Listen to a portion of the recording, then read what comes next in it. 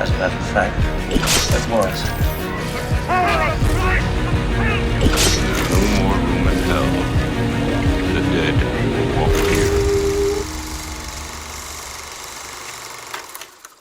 Hey yo, what up, Horror Fiends? It's your boy Ricky Grimes. I'm back with my brothers. We are the Three Corners of Horror. I am gonna introduce to you first. We got Radar Deboard in the house. What's up, Radar? How Not are you, much, brother? just living and vibing. Living and vibing, my boy. And of course, right below him, we got the man, the myth, the legend, JR at Hefe. What's good, brother? Yo, let's see if we're all vibing on this one. Oh, I like that one. And Joe the psychologist, my other brother below me. How are you, bro? I'm good. Actually, I'm looking forward to talking this one. I don't know, even though the way JR just sounded, he might be going dark. That's okay. I can go wicked. In this video, we will be discussing the 2020 film The Dark and the Wicked, written and directed by Brian Bertino. The film stars Marin Ireland as Louise and Michael Abbott Jr. as Michael. On a secluded farm in a nondescript rural town, a man is slowly dying. His family gathers to mourn, and soon a darkness grows, marked by waking nightmares and a growing sense that something evil is taking over the family. Let's get this party started. I'm gonna start with you, my boy Radar. You are the actually, you're not even a guest anymore, bro. You fam. So let me throw this one to you, bro. There's some crazy shit that happened in this film, right? Would you have stayed in this house after you witnessed all this crazy shit that's been happening, especially if your dad is, he's sick, obviously, but Right. there's this diary that the mother had written, and all this crazy ass, information was, revealed in this diary. Man, bro, if you read that, would you have stayed or would you have tried to, book it, get the fuck out? I'm not a big family guy. I'm not too close to my family, so I won't lie. I probably wouldn't have even showed up to start. That's honest. That's honest. I'm honest, but I mean, after the mother leaves the scene, I would have skedaddled right out of there. There would have been no point to stick around. So I don't even think I would have found the diary. I would have been out of there. Yeah, you would have ran, huh? So I feel you on that one. I feel because you got to understand in a film like this, right? Like, we're looking at it from a film's point of view, but when you're living in the moment and you don't know what's going on, it hits a little different. But I would probably I'll get to me last. Look at Joe. Joe's smiling. Let me guess, Joe. You'll book it too, right? You and Radar taking the next flight over to fucking Cancun. Let's Drinking do it. some smoothies over there, catching some rays. What's going? Actually, That does so sound good. I like my stupid curiosity would have wanted to stay because I would have wanted to see how this is gonna end. However, I probably would have maybe leaned on my religious side and brought a actual priest to the house, to see what's going on with dad because it don't look right. And when the mom said, "I told you not to come," and then she screamed at them to get out, I'm like, well, it's been because I'm with Radar. I go home here and there, and I'm like, damn, it's been 10 years since I've been here, so I know I didn't do anything wrong. So why is mom throwing me out?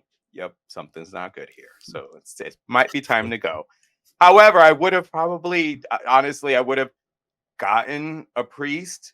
And when that priest showed up, I definitely would have gotten a real priest because that priest was obviously not a real priest. It was all creepy. Speaking, Joe, I did not mean to cut you off, but I will forget that priest. Do you recognize him? That's Yeah, you know. God. He knows. I knew you were gonna ask this. Oh, he's done so much, and he's got a unique name, and I can't remember. Alexander Berkeley, but Xander we just Berkeley. saw him in The Walking Dead as Gregory. But a lot of people will know him as the guy from T2 who got the sieve through his mouth while he was drinking the milk. John Connor's foster dad. But ultimately, if Mama would have hung herself in the barn and I found her, yeah, no, we're out. They didn't want to leave dad. That was the character's reasoning. I get that, but then I would have started thinking that dad made mom do that, and I don't need dad making me go do that. What up, JR? JR, tell me why. I guarantee you probably thought the nurse had something to do with it, right? No, actually, I didn't, because usually, like somebody who's always an outsider in is the one that sees everything, and they're in filming that the family doesn't believe that particular person. So, but Yeah, honestly, what would you do, bro? listen, the I would have read the book, to be honest, because I think I'm sitting there bored. They got no TV. There's no internet. There's nothing Dude, there that to place do. looked like a great I'm time. not gonna sit out there and tend to the freaking animal, the sheep and stuff. I ain't got time for that. But if I'm taking a warm shower after a long day, and Dad opens up the curtains and he stands there, his eyes are rolled back. There, I'm out. I'm sorry, man. You know, you could have scared me any other time, but you gotta do it when I'm taking a shower. Then you stand there and as soon as he leaves, you screaming, and all of a sudden, bro comes in, hey, what's up? And there's that little creepy thing. As he goes, yeah, at that point, I said, listen, screw both of you guys because I don't need this shit. But nah, I mean, honestly, I think knowing that the way I am, I would have probably be like, yo, Rick, man, bring your camera, I'll bring my lights, Joe. We could record some good shit here. Just leave it on Dad the whole time and just see what happens because dude just came out, scared me in the shower. But yeah, I think I would have stood just to see what happened. I mean, hey, we could have taken a video of the three-legged goat. There was a three-legged goat? Yeah. later I felt so bad. I thought about you the first time. Once I saw that, I was like, oh, I was like, Rick's gonna get pissed. And the fact that they're really milking this three-legged. They did, and when I saw, I was like, you know what though, that's a great shot. It was well done. Well, because I felt for that goat, and you knew this thing was bringing death with it. So JR, Matt, chat me up. Why do you think it really started to affect Michael and Louise like that? Honestly, I don't think they wanted to be there. I mean, they were there only through guilt. They haven't been seeing the mom and dad for a while. This thing preyed on guilt, fear, resentment, and every negative kind of energy and feeling this thing preyed on. And the fact that Michael was there, but he spent most of his time outside, tending. I got to go to work, and then to top it off, it took them a while to pick up the fingers that were in the sink. In that great scene where she was like, "Oh, I cut my hand." I knew it was coming. Let's continue trading the. Yeah, you could tell that was coming. You knew it was coming, and then you couldn't stop watching. They built the tension really good. Then she kept going. And all right, man, she's making sure they're nice and diced. But yeah, I mean, I think the guilt and the fact that they felt like it was a burden to be there. That it wasn't just being there just to be there. Yeah, it's weird because I got the complete opposite of that. I felt like they wanted to be there, and the mother kept saying, "Get out, get out." But you make a lot of sense on that. Maybe I just read it wrong. Joe, the psychologist, man. How about you? I know this film we had talked about it prior, and you haven't seen it yet. But when you did see it, I was dying to talk to you about this. So now that you have seen it, this is the part I really want to know about. The two siblings, man. What's going on? So for me, partially with what JR said, but I'm going back to the religious thing because the nurse asked them about religion and they didn't believe in it.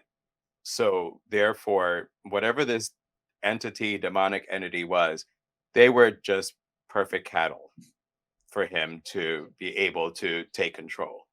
They didn't, have a religion. They didn't, and again, I'm not saying they had to be Catholic, but they didn't believe in a higher power. Whereas even though it did not help her, I don't know what her name was, but the poor nurse who, after she was sewing, Nurse. Her name's Nurse. She didn't have a name. They didn't name her. That's true. I don't think they ever said her name, but still, I think that there's a lot of guilt. They left because they didn't want to live this life. They wanted to be better, but at the same time, they didn't seem to have an understanding as to what was in their home, which the mother, I did believe that the mother thought maybe she was talking to the priest, and the priest was actually just the demon itself masquerading as a The whole priest. time, you think the whole time that was the demon? I don't think, because Yeah. I think that the demon just basically masqueraded, Even when kept Michael her and there. Louise invited him over and he talked to him in their home, that was also the demon. Because he was acting kind of weird. Yeah, because remember they call the number later, and it's Yes. like some dude in Chicago who's I'm like, in Yes. "Who are you Chicago. I don't people?" know. Well, and then here's the thing. You're right. If you listen to the conversation, he had a daughter, Named also Louise. named Louise, who committed suicide. And then you had the scene in the movie where Louise is with all the knives cutting into herself. So it somehow connected to this priest, maybe this priest tried to exorcise the demon, and the demon is trying to taunt the priest. Sequel, I guess, maybe coming. I don't know. Everybody has their own perspective on a movie, but I think just the couple mentions of religion here and there was just saying this is what happens when you don't have a belief in a god for whatever religion you're in, that you're basically susceptible to a demon that's about to fucking eviscerate your entire family. Radar, what's up, son? Oh man, Talk to us, bro. man. So I love that this movie. Whenever Radar talks, Ricky Grimes takes a shot. Oh my god, Oh, well, I can do the same. I gotta talk more. I gotta see Ricky get blasted. I love that this movie just doesn't explain anything to you. It Right. doesn't tell you anything. You don't know why this demon exists. You don't know what really his purpose is, except be an asshole, I guess. Which is true. Certainly does that very Interesting well. you say that, because we just did Suitable Flesh last week, and that was our big critique on it. Where, what the hell? They didn't give us anything to go on. What's going on? But now this film did it. It did it, in my opinion, a lot better.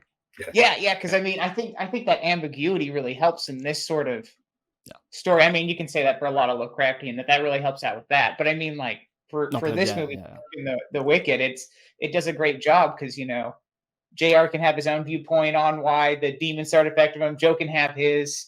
We can all have different ones, and it's like none of them are wrong because you just don't know. And I think that's fantastic, really, more than anything. For me, I feel like maybe they were just bored, and that was the opening because we already mentioned it. There's nothing going on in that house.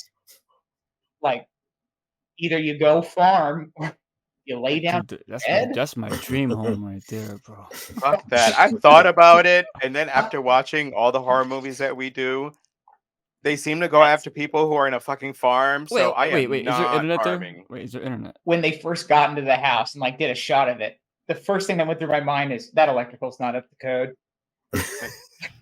So even if the electrical isn't, it looks like it's from the 50s, there sure as fuck isn't anything else in there you can do. So I mean, I feel like there's nothing worse. The worst enemy of a person is being alone with their thoughts, and that's what they had. All the other emotions came after that, and that's the perfect opening for something. Your mind is wandering, and why not slip in a few bad thoughts and then let that fester a bit? It's perfect breeding ground for the demon to come in and do its thing. Yeah, we'll say it. So beautiful. I love that it was very open-ended on that fact, and I love how they don't ever do anything to explain this is why it's here. This is what it's doing. Yeah. You got Not three even really different what it looks like. three different ways that this movie was taken. Joe the psychologist, I'm gonna throw it to you first, my brother. Your final thoughts on the end sequences and the final push going into this narrative, man. Did it do it for you, and what do you take out of it? I actually liked it. I didn't like that final shot. I hate movies because I literally stood up and went, "What? This is how? What? I hate this." That was my reaction. True. Even Adam had the same reaction. The brother, Michael's whole sequence, the fact that he got home and thought, because of when evil lurks, that it spreads. I thought about that, because he gets home and sees his family's all dead. I'm like, oh my God. So it is spreading. It's spreading through the family now. And then he fucking slices his throat, which, I'm sorry, not that I would ever try any kind of suicide, but the thought of taking a knife and actually slitting your own throat, I couldn't imagine. But he did it. And then he looks at the table and the kids aren't there. The wife's not there. And I went, oh, fuck. That's so messed up. Like, so now the family's going to find them, which they do. So, Brutal. and it was. And then because it left me going, well, so now is it going to go after the kid, like the wife and kids? Because he left the house, he went home, he didn't stay in the farm. So therefore, it followed him all the way back home for him to do that. So it could still be there. I wasn't a fan of the dad basically dying and then like scaring us and jumping to get Louise. I would have liked to seen the Louise, and just a little bit better, I guess, just because you gave Michael a really cool, the way that he went out as far as the entity getting him, whereas we got, the trope for Louise, and I felt Louise got shortchanged on this one. I think the demon got a hold of her and is going to use her to take out other people, which I love bleak endings, and I think that's even bleaker. That like Louise, she's not going to have control of her body really, and she's just going to be this vessel to help pursue more like evil things from this demon to other people. I think that's just super. I like that too. That's good. I like that. Yeah. I like that too. I like both. I mean, yeah, just that Michael. It's so bleak. Him slitting his throat, which he was ready to do it earlier. Maybe he'd been thinking about it a lot because he was really rearing to go with that knife earlier in the movie. He was like, as soon as he saw his naked mom, he's like, "Oh, let's do it." But is it the entity taking control of you and making you and forcing you to kill yourself? Well, by him showing that his whole family was dead, basically where he rushed home to, he had nothing else to live for. And at that point, there could have been something going on with him from the way he was raised, stuff that, because as they said, he was quick to do it. He was almost going to do it in the farm. So the entity already kind of knew that this is a thought that he had in his head. Let me push you along the way here and let me show you your wife and kids all dead while your kids are eating Cheerios. I mean, remember too that it said that it feeds on fear, and the fact that he was scared shitless. I mean, Louise had more experiences, and she was a lot tougher than Michael, and it's also hopelessness. I mean, not for nothing, you felt there was no hope in that house at all. At all, ever. It was doomed. The minute they get walked in there, they were doomed. All right, my brothers, let's close this out. Let's rate it, and any final thoughts you have. Radar, I'm gonna start with you first, my brother. What's good? What you thought? Yeah, I mean, this is fantastic. I'm not normally into these kind of supernatural possession movies, like at all. Really, they're towards the bottom on my like fave subgenres list in horror. This one's done so just damn well. It's just so good. You know what? It's the guy who had some help in The Strangers, right? He had some hand in it. Did he direct it or? No, he wrote and directed The Strangers. Oh, okay. Yep. Well, right. Hot take. Oh yeah. This is better than The Strangers. Look at Joe. Look at Joe. Look at Joe. Oh, wow. I had to give it scale 1 to 5. I give it a 4.5. So 4.5 meaty throat slits out of 5. He said meaty. Damn. That's right. I love how he rates. I love movies that are about fear, about basically the environment, and they actually give you the whole environment from different angles. I mean, I like the fact that you have scenes where, he's working on the farm, but you're getting the shot from the barn. I mean, that's cool. That was. I peeped that. Yes. Yes. Good shot. Awesome. Good shot. Mm-hmm. Yeah, you had a lot of. I mean, the barn. And the thing is, the barn plays such an important role in this film because there were a lot of key scenes in that barn. I mean, there was death in there.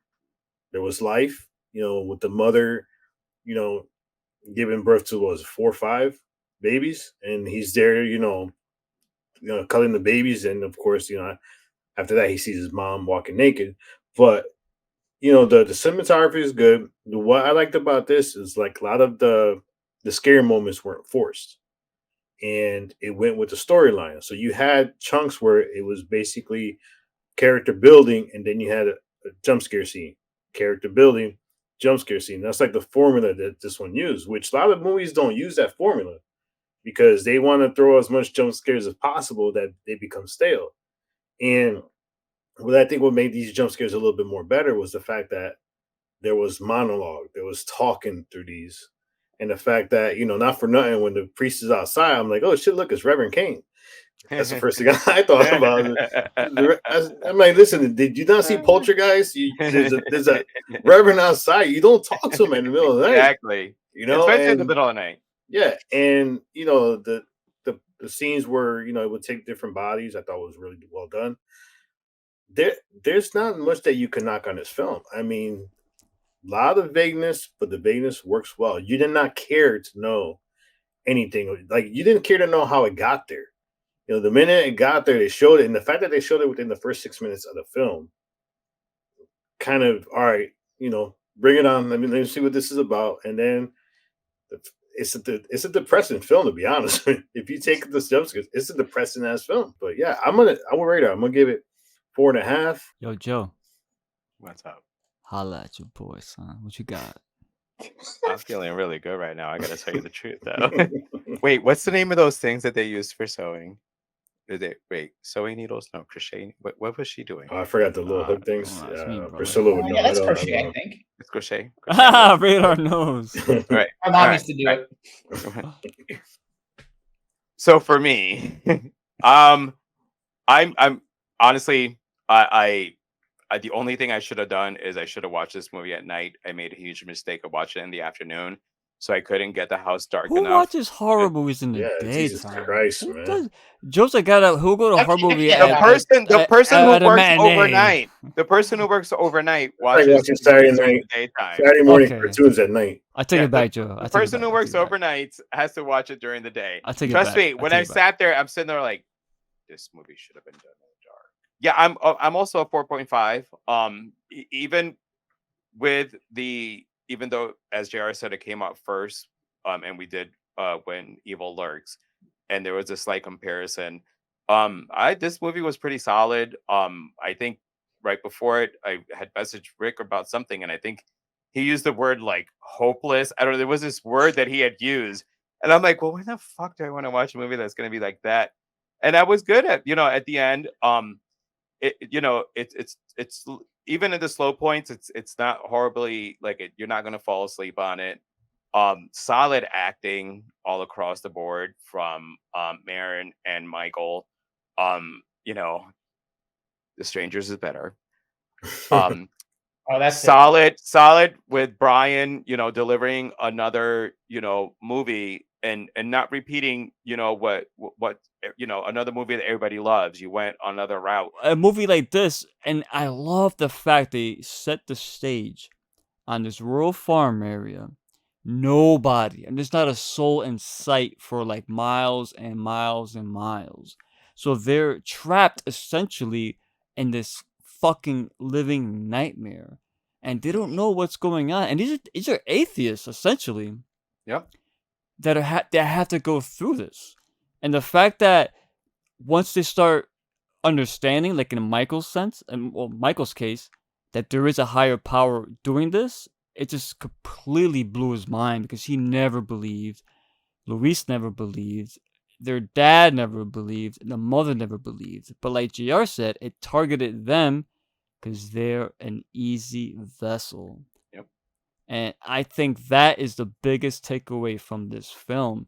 And I'm not a guy that loves animals being hurt, but in a movie like this, the way it's done, it makes sense. It's a farm. It's killing every living thing that's within the vicinity of this. I don't know what it's not. We don't know. Like Radar said, it's very ambiguous. Is it a plague, or I know it's a demon doing this, but is it a demon on his own, or does he have other entities with him? Because people kept getting possessed left and right, animals getting. It's such a dreary film that you just cannot look away. This movie is a work of art, and you mentioned, Joe, that this came out before When Evil Lurks. And this just shows you how horror now in 2024, I would say since the pandemic started, when people were forced to stay home, a lot of younger audiences now. And aside from Radar, us three are old as fuck, right? So this younger generation now has picked up on horror. So movies like this now are getting discovered now. You're seeing them talked about now. That's all. And a lot of older movies are getting propped up. So this is the perfect time to be a horror fan, because a lot of these writers and directors, or just one single guy in this case, they're coming up with a lot of good material that's original, and they're taking chances. You know, like we got this director here did The Strangers, obviously, but this movie's totally different from The Strangers. Yeah. Yeah. You know, so, and then we got other, writer director like Damien Leone, who does Terrifier, who doesn't give a fuck about major studios and just does the films he wants to make. And there's other up and coming writer directors that are doing the same. So this is the best time to be a horror fan. And you guys know I'm not a fan of slower movies, but this one hooked me from beginning to end. And unlike Suitable Flesh, I don't mind the ambiguity on this film. I think Radar said it best. Us four have a different interpretation of what the fuck was going on. So this is a 4.5 for me as well. This movie's great. At the same time as this entity is taking over this family, it's taking over you. It's keeping you engaged in what you're watching. And for that, fucking love this movie. And with that being said, another episode of the Three Corners of Horror is in the books. Hey, Radar Deboard, what you got cooking, bro? What you got? Promote your shit, son. I've got a book that should be coming out, my first self-published book, in the next 2 or 3 months. It's called A Year Spent in Horror. That's going to be 365 mini scary stories, so one for each day of the year. Or you can binge read it. Either way, you'll end up being spooky. I got a lot in the works, self-published wise, so if you want to follow me on my social medias, I do a lot of updates on that. Listen, follow Radar on TikTok as well, and we're gonna link all your socials. Send them to me. We're gonna put them into the description. Ricky Grimes, Radar, JR, and Joe the Psychologist come back next week for another episode of Three Corners of Horror. Support horror movies that make you think, but most of all, support horror movies that make you feel. Stay scared.